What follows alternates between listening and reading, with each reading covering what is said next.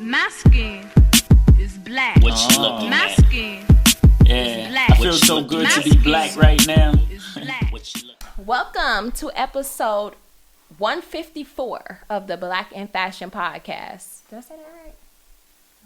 I believe so. Yeah, I had to check, right? You know, it's been a long day, right? Yeah, I was like, is that the right one? Am I giving the same energy that I was giving earlier?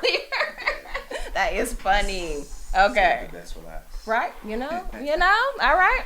So, today's episode, we have Ron. Ron is a designer and CEO of Majesty 22 and the First Empress. It's a clothing line that produces both custom and retail clothing for women and men. We're going to dive a little deep into his background, learn a little bit about where he's from, his story, his design aesthetics, and all of that good stuff. But y'all know that we don't start no episode without doing this or that first. So, I'm just going to ask you a couple questions. You're going to tell me what you prefer over the other. All right. Let's see what I got up my sleeve today. Crew neck or V-neck? Crew neck. Trench coat or motorcycle jacket? Trench coat. Nike or Adidas? Nike. You quick with yours. I don't know. I just anticipate. I like you quick with yours. Yeah. Chelsea boot or a loafer? Chelsea boots. Okay. Light wash denim or dark wash? Dark wash. Okay, all right. That's some good ones, actually, now that I think about it. Okay. So, I like to learn a little bit about you and where you're from. So, tell us where you're from. Mm-hmm. And tell us when that fashion book bit you. Yes. Because it bit you. Because you styling today. Okay, Yes, I'm yes, here for it. I'm here for yeah. the detail. I am a detail girl. Okay. I love the leather patch. I love everything. So, I need to know when this bug hit you, what happened. Did grandma teach you how to sew? Okay. Yes. So I'm from Miami, Florida. Nice. But my mother's family is from Far Rockaway. Okay. Yes. In terms of the fashion bug, I felt like I came out the womb. She said that. She said I got bit at birth. right. I came out the womb with the sense of fashion. No, to be honest, I believe this is something that my mother instilled in me. Okay. When I felt the bug bit me, so to speak, I must have been 5, right? But my mother's a very upscale, classy woman, right? And she made sure, even though I was in the house playing with other kids, she would just drape me in my best gear. Because her thing, or her claim to fame was that you want to be respected and you want to be looked at the way that you present yourself. Absolutely. And so, and I remember being the most dressed out of all the kids, you know, even while we would be playing soccer, because obviously, I don't know if I said that earlier, I was born in Haiti. Oh, And are you Haitian? I'm Okay. Haitian. Okay. Yes. Ooh, y'all. Yeah, and with that said, I should have known that when you said Miami. right. Yeah. What I call the yams?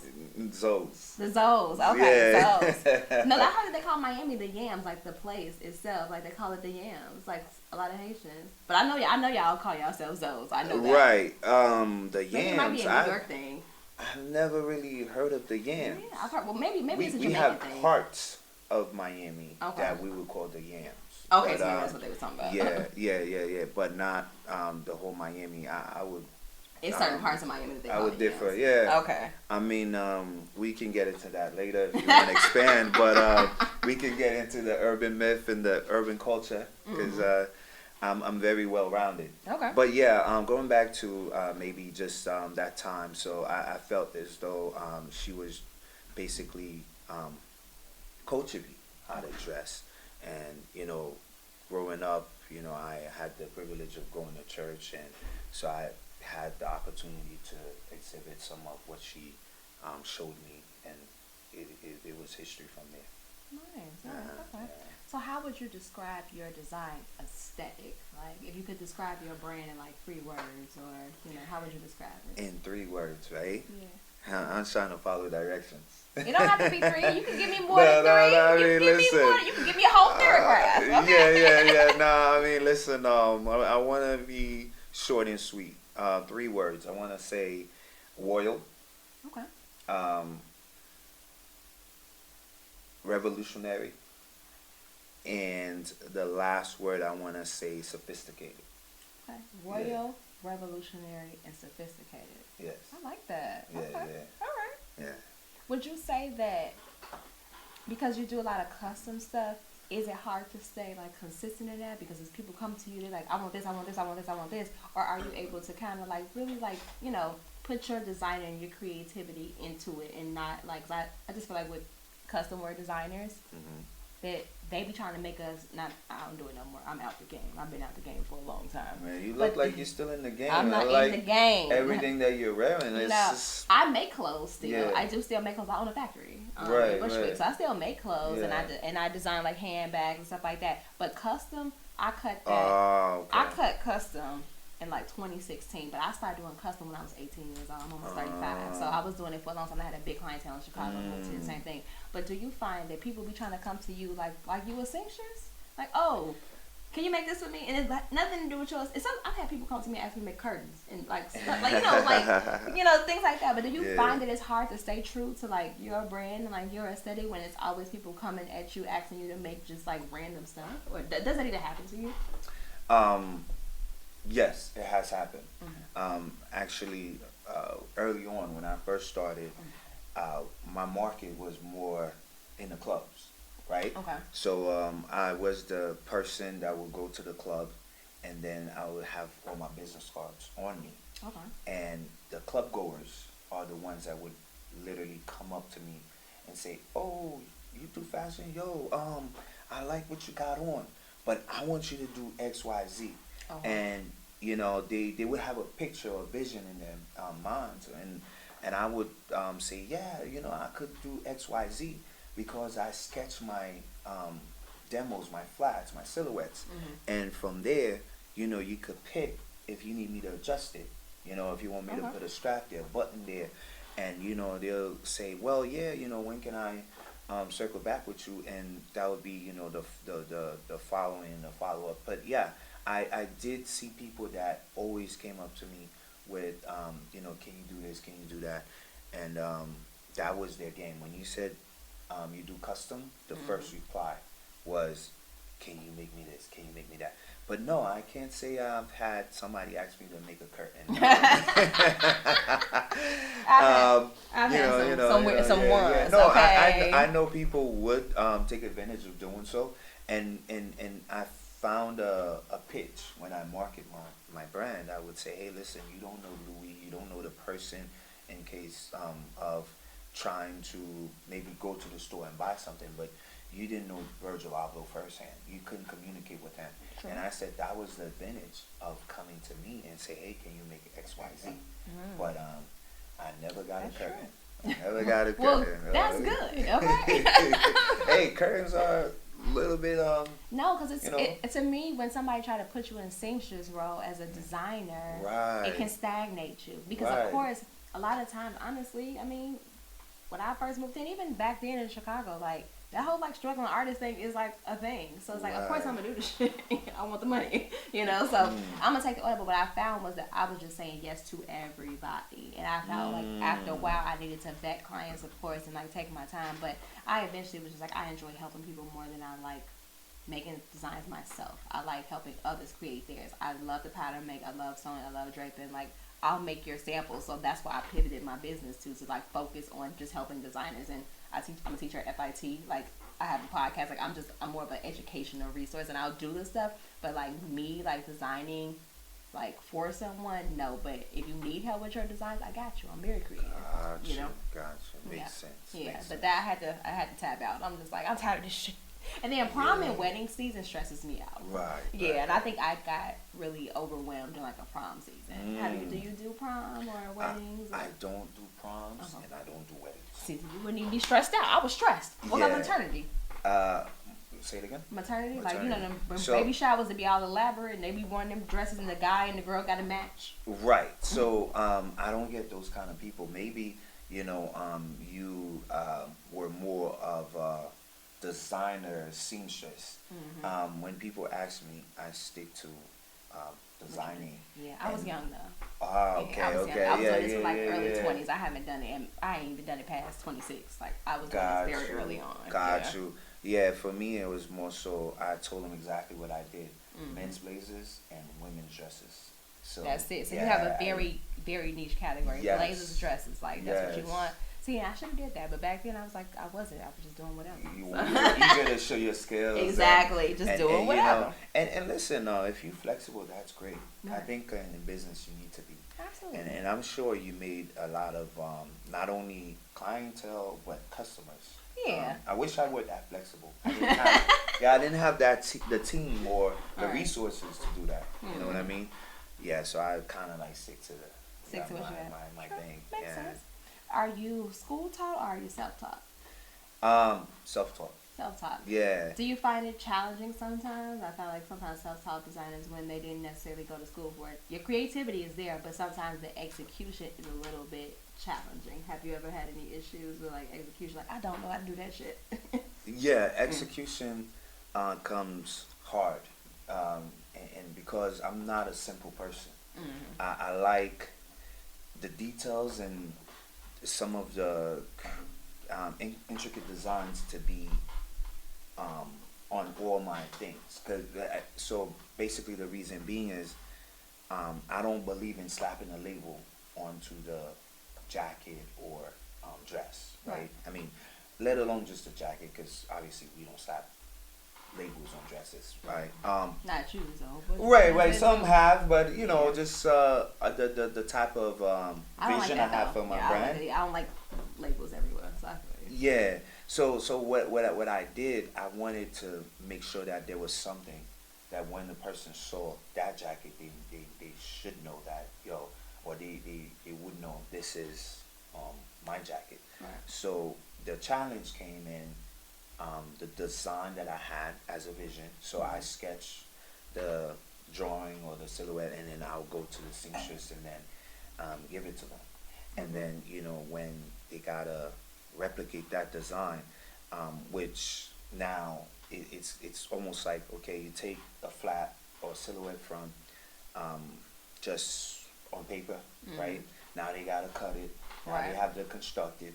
And there were times, I felt as though my designs were being compromised because they were not as I sketched them. But I understand that they were not feasible because too many designs, one, cost you way more. Two, I'm not a pattern maker. So my designs only come from the sketches, right? Straight out of the box. I don't use. So pen you and sketch paper. it, and you have a seamstress that just makes it. She don't actually make a pattern for it. She She just makes doesn't it. make a pattern for it. She just makes She it. just makes it. Interesting. Right. Well, I guess it's custom. Like you really only need a pattern if you're like going into like mass production because you got to make a whole bunch of different sizes and stuff like Exactly. that. When I did custom, I didn't really make patterns as much. Now I make them like crazy because I do mostly collections. Right. But yeah, see, and that's the part about it I love. I love pattern making. A lot of people love that. A lot of people just I love focus pattern on making. that. Yeah, You know? that's how I built my business. So I built an entire business just from being a good pattern maker, like being a good. I'm good at garment construction. I'm good at fit, and it's men, women, kids. It doesn't matter. I work in a lot of different areas, but yeah, that's like my pattern making is my bread and butter. Yeah. And I could see why, because if you have a pattern, right, you can always reproduce that, so to speak, blazer, dress, and all you have to do is just grade it. Yeah, right? You just absolutely. gotta enlarge it, whichever size you're going by.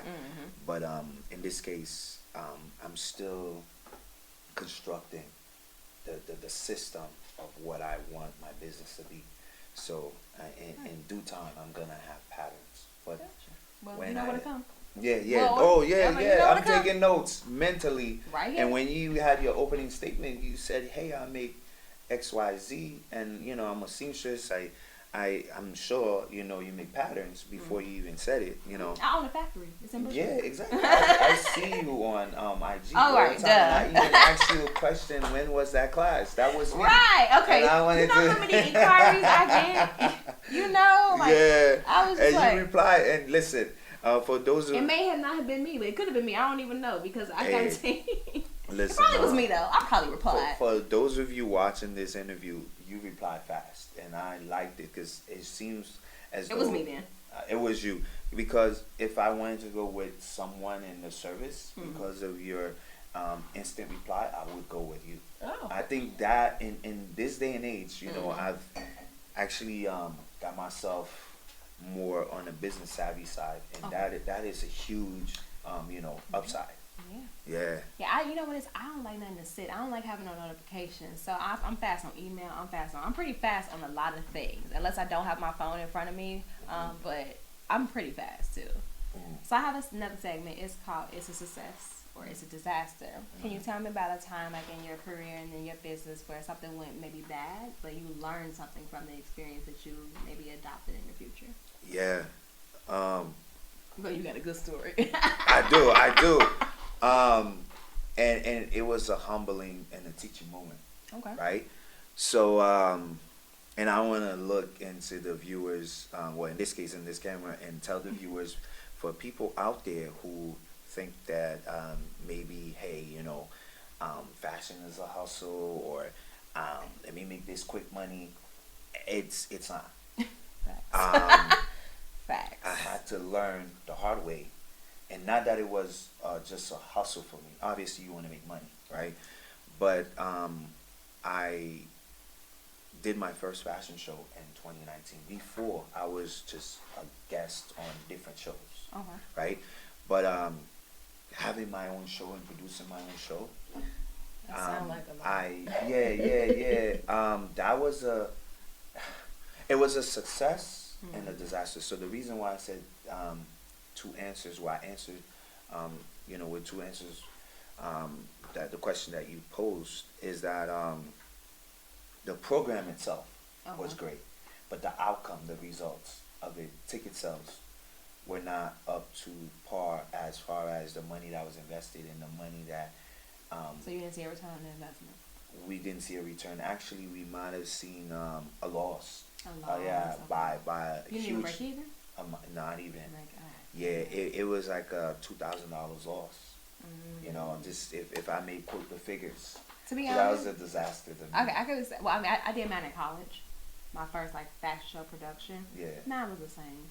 Like, I spent a lot more. Now I did it through the college or whatever, and the college gave us certain things, but a lot of things that we ended up having to pay for out of pocket. And I literally took my tax return, and I paid for a lot of stuff out of pocket. And then the ticket sales. I mean, I got a lot of money back. I think I broke even. I didn't make no money though. I didn't make a goddamn dime. I know that for sure. But I think or a little bit right under breaking even. Right. But I think that's trial and error with your first show. I mean, yeah, it was a trial and error type of thing, but I would say in terms of,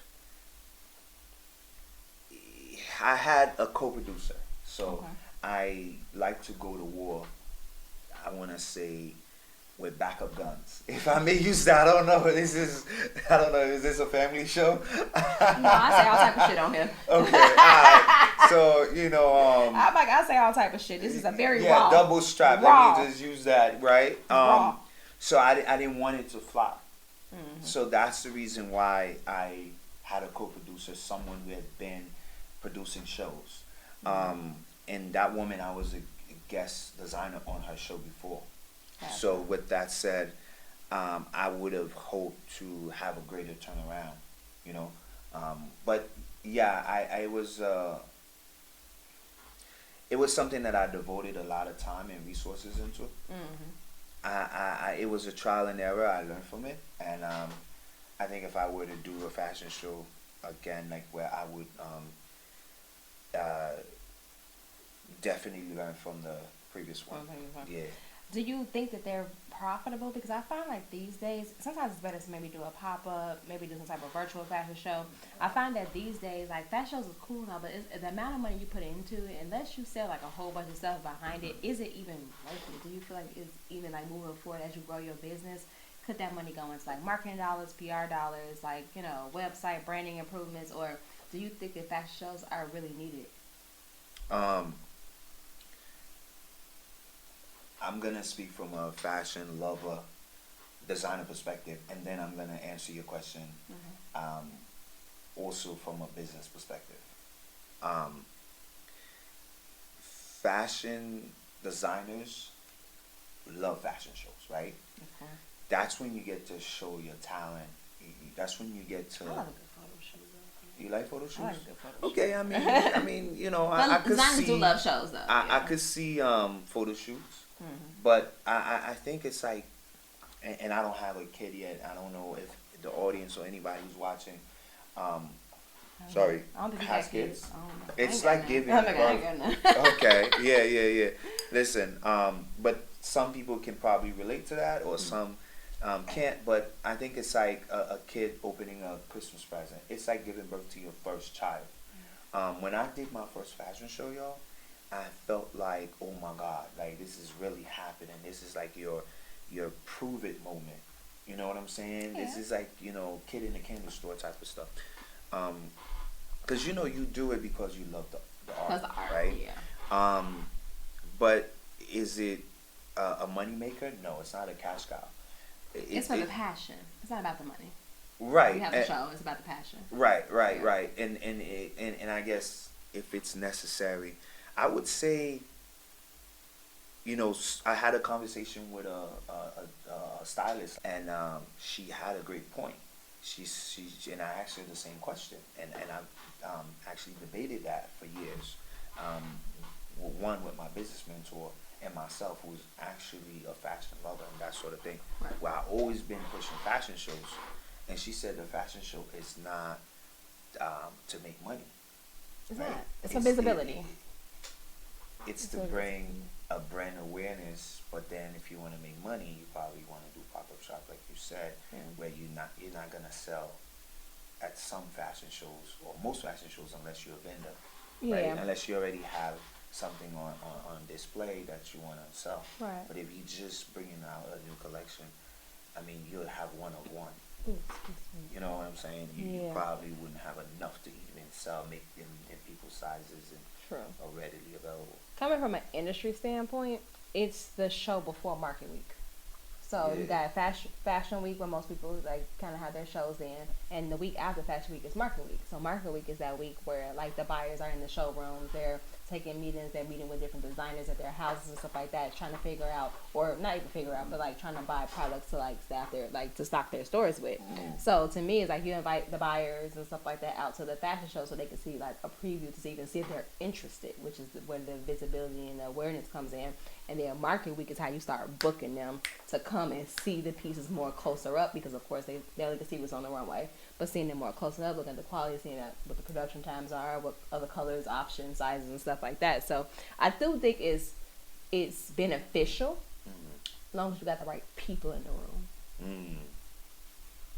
And well, if that's your goal, if your goal is to get into stores, or the right people being in the room, being not just stylists, but people who actually gonna buy. right. So your target consumers, Right. having your target consumers in the room is beneficial, because they're like, oh damn, as soon as that launch on the website, I'm buying that, I'm pre-ordering that, or whatever. So I think target consumers in the room, if you're like a direct-to-consumer person and you just like don't want to work with stores, but if you want to work with stores, having the right buyers in the room is like beneficial. Right. And I think to your point, I've always even said that to myself, and I've written this down. It's just that in my opinion, from what I've seen in the limited I want to say access that I had at the time, right? I invited people that, again, my market was club goers, so that's the type of crowd I had access So you to. had the right people in your room. Right, but not buyers. And I always thought like having a showroom was a little bit separate from the actual show. I mean, remember, I'm self-taught. I didn't go to school for this. Right. So I've learned throughout, doing this, talking to different people like yourself, and etc. So I don't know if the interviewee can ask the interviewer a question. Absolutely. You can ask me questions. It's a combo. Okay, we're having a conversation. Yeah. What's up? Yeah. So, do you think it's, do you think it's proper from what you've learned in school to have the buyers in the crowd of the fashion show, or do you want to have a separate a separate time, or maybe even before the fashion show. I think you mentioned that earlier, where they view the clothes. The stuff beforehand. So, Yeah, because so it's not a school thing. This is I worked in the industry for a long time, so I'm gonna give you I'm like, so not a school thing because they don't teach you all this shit in school. But I've worked in the fashion industry for a long time. So beforehand, media, the journalists, the writers, the reporters, the people that are gonna commentate, they need to see it so that they can show up at the damn show and write the damn stories. Right. Put you out there. That's what's gonna give you that media coverage. That's what the beforehand people are. In the actual fashion show, yes, you need to invite the buyers because that is the fuel to get them to come to the showroom. Why would they come? Like why would they schedule that time to meet with you and look at your pieces if they don't even like what they see on the runway? So that is getting them there to at least view to see what's happening is going to intrigue them to come to Market Week and to come to your showroom or come to where you're at to look at things up close and put in an order. The whole point of them coming over for Market Week is to put in an order.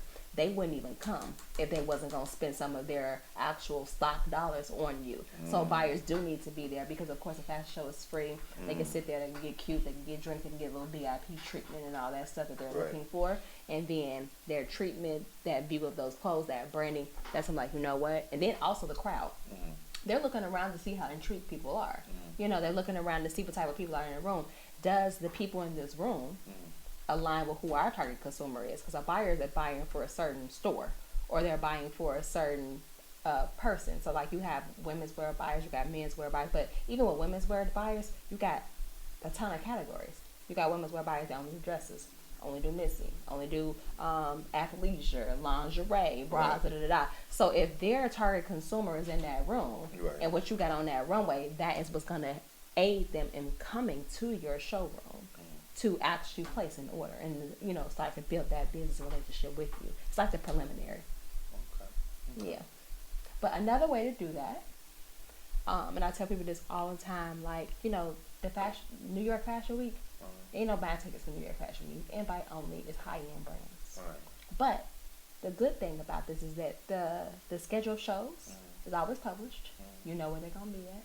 You know that they're gonna be there every hour on the hour. Mob style. You and your models come and do a runway in the middle of fucking Lincoln Center.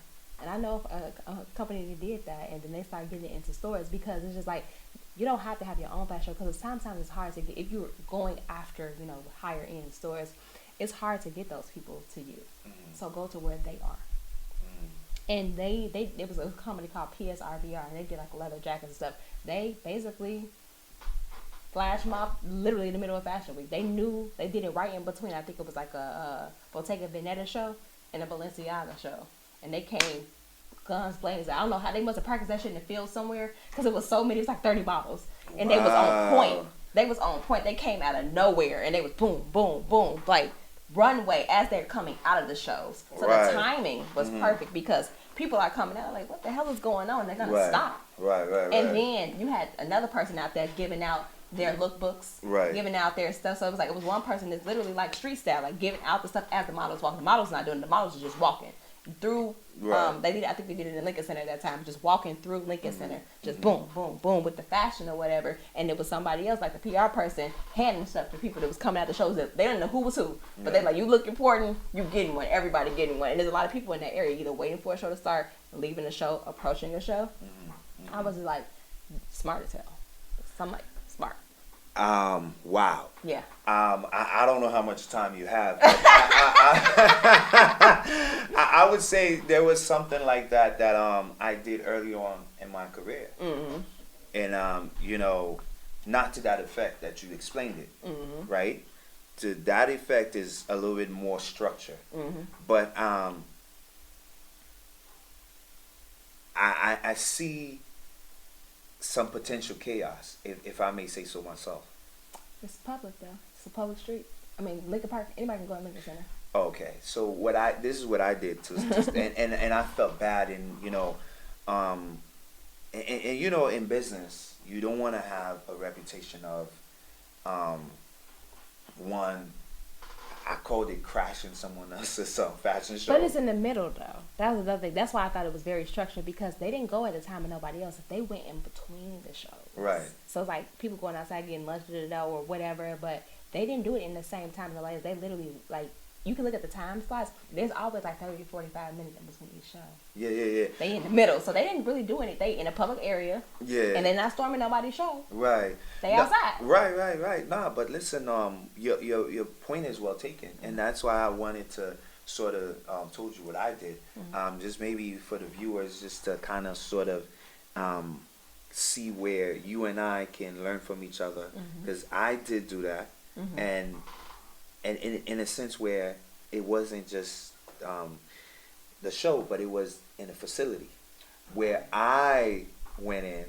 I had models with me, and I just gave them my clothes, and then they were just walking around, and these people showed.